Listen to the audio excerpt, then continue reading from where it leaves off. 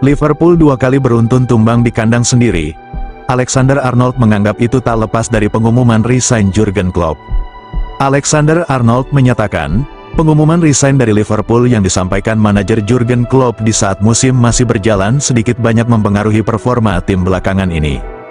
Seperti diketahui, Liverpool menelan kekalahan beruntun di kandang sendiri dalam sepekan terakhir. Alexander-Arnold merasa, seandainya Klopp tidak mengutarakan keinginan hengkangnya itu di tengah-tengah musim, The Reds mungkin akan tetap tampil prima hingga tahapan sekarang. Arnold pun berbicara, saya kira, kepergian Jurgen Klopp di akhir musim bakal memberi pengaruh pada perebutan gelar juara.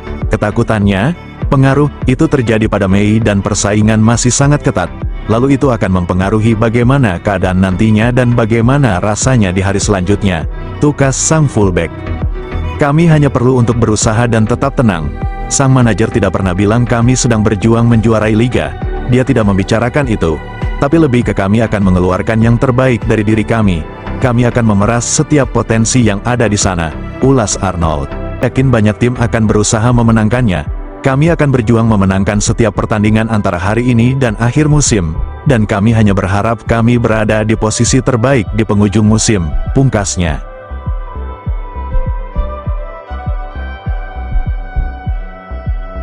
Kisah Xabi Alonso persembahkan gelar Bundesliga perdana untuk Bayer Leverkusen dan akhiri dinasti Bayern Munich. Xabi Alonso baru saja mengukir sejarah, menyulap tim yang berjibaku dengan degradasi menjadi juara tak terkalahkan.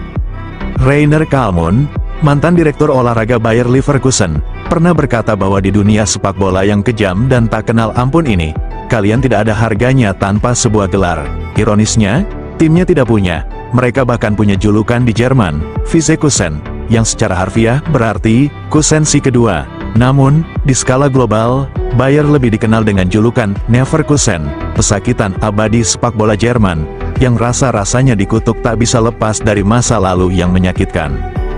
Dalam kurun 6 musim semenjak milenia baru, Leverkusen finish sebagai runner-up 4 kali. Pada tahun 2000, mereka membuang gelar yang sudah dalam rengkuhan padahal hanya membutuhkan hasil imbang di pekan pemungkas, melawan Unterhaching, klub yang namanya lebih dikenal atas prestasinya di cabang bobsleigh.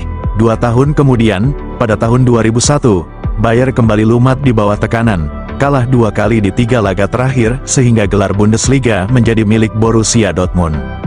Tapi, nestapa Leverkusen tak selesai di sana. Hanya sepekan setelah patah hati di Liga, mereka dikalahkan Schalke 4-2 di final DFB Pokal. 4 hari berselang, Bayer dikalahkan Real Madrid di final Liga Champions, menjadi korban gol magis Zinedine Zidane.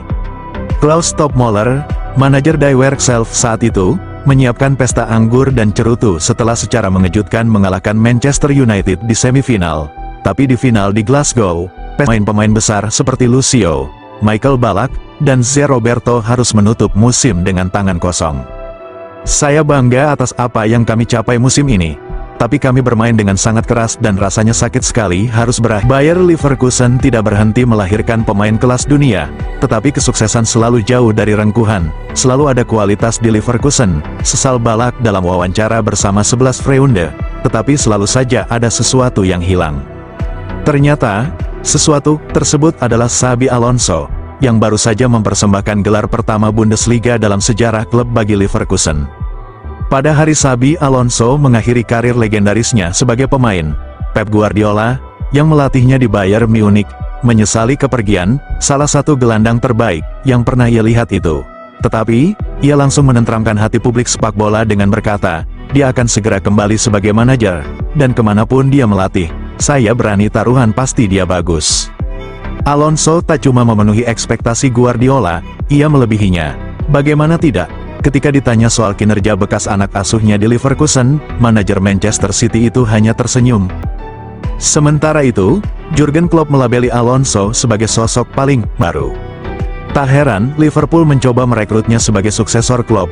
dan Bayer ingin dia membereskan kekacauan yang akan ditinggalkan Thomas Tuchel di Allianz Arena begitu hengkang musim panas nanti. Mengingat Alonso sudah memutuskan untuk bertahan di Bayern, geretnya ke Santiago Bernabeu pada musim panas 2025. Saat ini, maka menjadi lucu ketika mengingat bahwa tak sedikit yang meragukan kelayakan Alonso ketika Leverkusen yang tengah terseok-seok merekrutnya pada Oktober tahun 2022.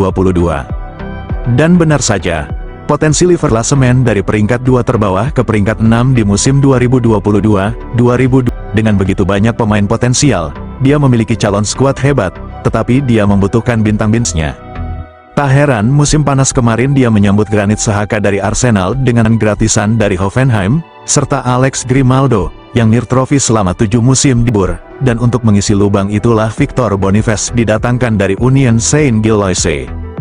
Total, Leverkusen berbelanja pemain baru senilai 90 juta euro, namun pengeluaran bersih mereka cuma 20 juta euro, setelah penjualan pemain terbaik mereka, Moussa Diaby, ke Aston Villa menutup hampir 2/3 pemasukan musim panas. Hebatnya, 2024 masuk ke kategori sukses.